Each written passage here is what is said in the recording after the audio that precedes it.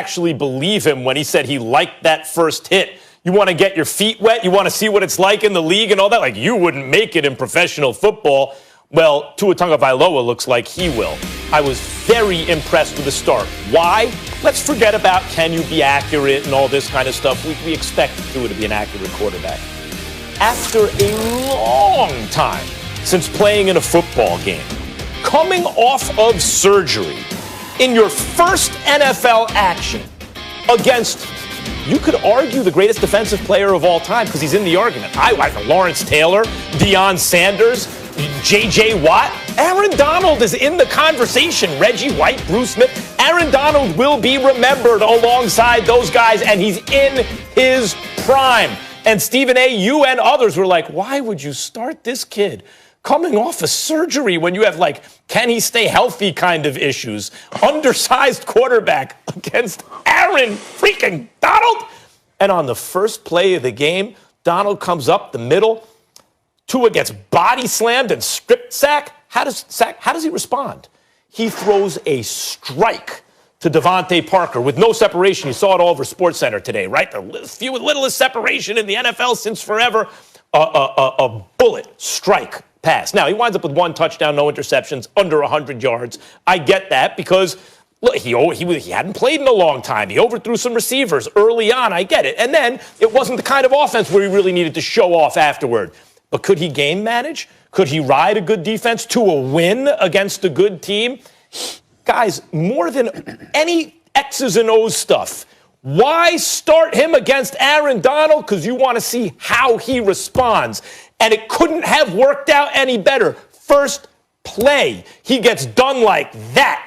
Comes back to throw a touchdown pass and win the game. I've seen what I needed to see in that respect, and I believe that's why they started him against the Rams. Yes, I was very impressed. Well, clearly you didn't watch the game, or you watched the game and you just ignored what the hell was happening.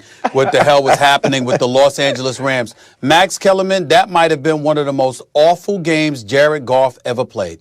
He looked like straight garbage. He was that bad, okay? And remember, give props. When I come and giving props to Brian Flores, this, again, was the defensive coordinator, if I remember correctly, and coaching linebackers for the New England Patriots in 2018 when the Rams were held to like 3 points in the Super Bowl by the New England Patriots, because Brian Flores, that's what he was doing. He was dropping defensive linemen back in the coverage. He was blitzing from the outside, from your back seven. He was simply, they completely confused Jared Goff, and he looked as lost as I have ever seen him. 4 turnovers in the first half. He looked like a deer in headlights. He almost looked as bad as Ben DiNucci at times. I mean, it was that bad for Jared Goff, okay? And it made no sense that Sean McVay continued to have this man dropping back to pass in the first half. I think it was like 24 or 25 times when you consider the fact that they was averaging damn near 6 yards a carry rushing the football against Miami's defense. So I look at it and I say, my God, you got a 28-10 lead in the first half, and you got a grand total of 56 yards total in offense. Miami Dolphins didn't have to do anything offensively.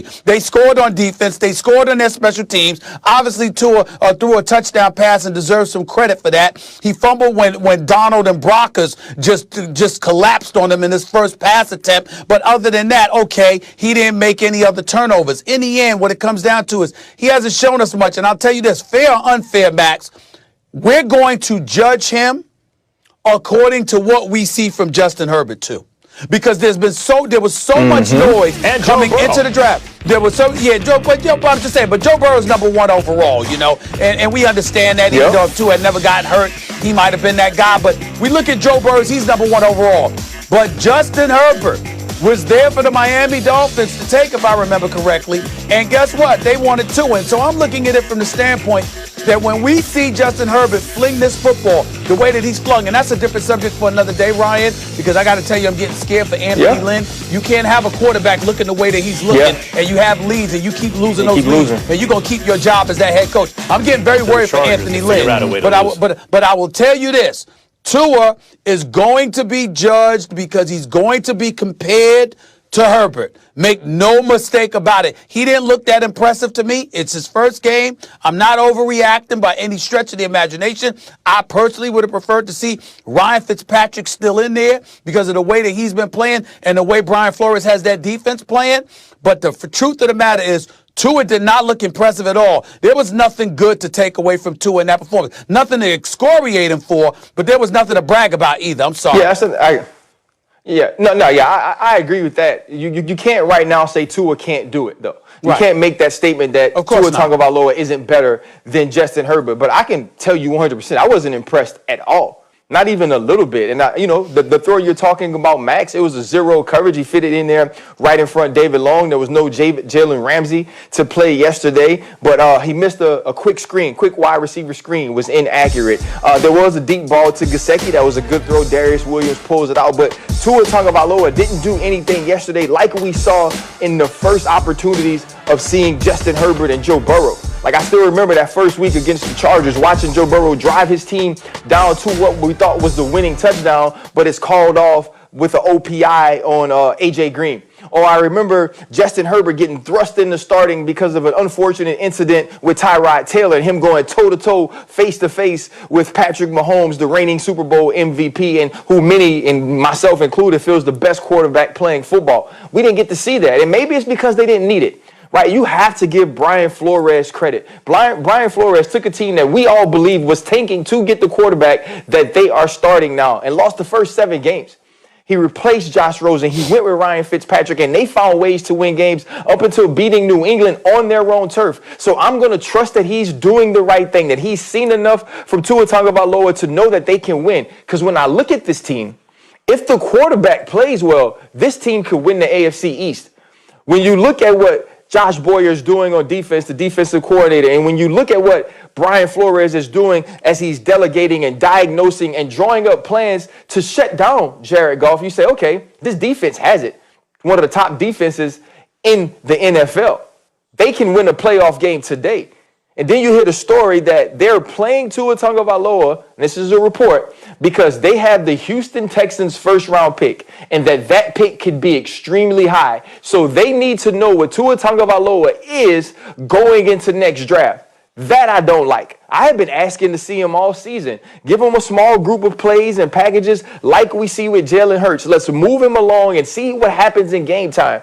But to just replace Ryan Fitzpatrick at this point with really no rhyme or reason, Fitzpatrick playing well, and now we're going to make this? So we do need to see something from Tua Tagovailoa. We need to see some of that Justin Herbert, some of that Joe Burrow, because they have a chance to win the AFC East this year. We're not worried about the future today. Here's the problem with that. They're not going to do anything in the playoffs with Fitzpatrick if you leave him in. And Fitzpatrick is just good enough to be dangerous to a franchise like Miami. That's why it took guts and foresight for them to say, yeah, you might be the better quarterback at the moment, but we still got to bench you. Like, it's the danger is that Fitzpatrick plays well enough to get you there, because you ain't winning the Super Bowl with him. And guys, we know that.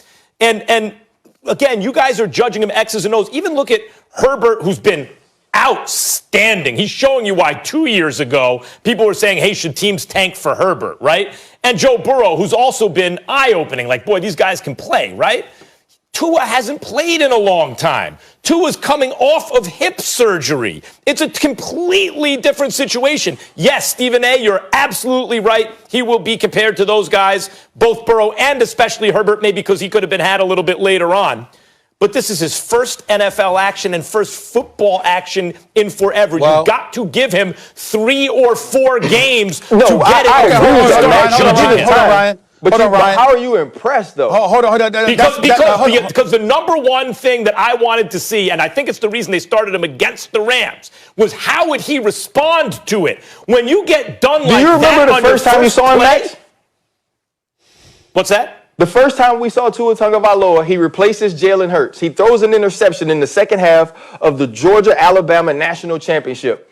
A freshman who hadn't played, who hadn't started, walks to the sideline, puts his arm around the greatest coach in college football history, and is like, it's all right, coach. I got you. No. We knew he had that stuff. Right now, it's about that physical stuff. NFL's it's about, different. are you healed? Can you move? Do you have that NFL stuff from a physicality standpoint? Go ahead, Steven. I'm sorry, bro. And we didn't ask, Max, we didn't ask for you to resemble Dear Abby and wrap your proverbial arms around Tua and say, it's going to be okay. You'll be fine in 2 or 3 weeks. We're only talking about yesterday. And yesterday, Max, let me throw this at you, okay? Let me just throw this at you.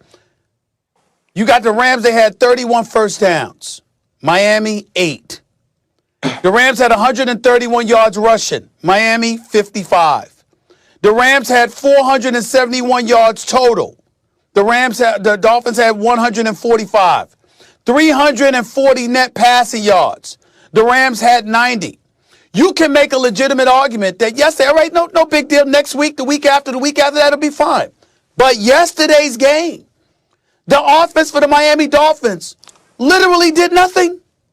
Nothing. Well, no, he threw the touchdown pass that I referred to, and he didn't turn the ball over. He didn't throw an interception, by the way. But when you say, "Oh, dear Abby," in a full contact sport, Stephen A., and you know this, covering football now as long as you have in this show, and obviously you're a big boxing fan, you've been around the game, in a full contact violent sport, stuff like you are facing Aaron Donald, you're a rookie, you're coming off surgery, you get body slammed and strip sacked the first time you touch the ball. How do you respond? Like, I understand in college, that's one thing. But how do you respond as a pro is very important. And I thought that's why they were going to start him against the Rams. I didn't expect him to put up big numbers. I thought they wanted to see how he would respond. His team won. His team won the game. And all I'm saying is 2-3 weeks from now, come to me with that. But yesterday, no. He survived. He lived. He won. He walked off the field. He's going to be there next week. Congratulations. He didn't do too much. Come on now. According to Stephen A., he survived. He didn't thrive. Next week.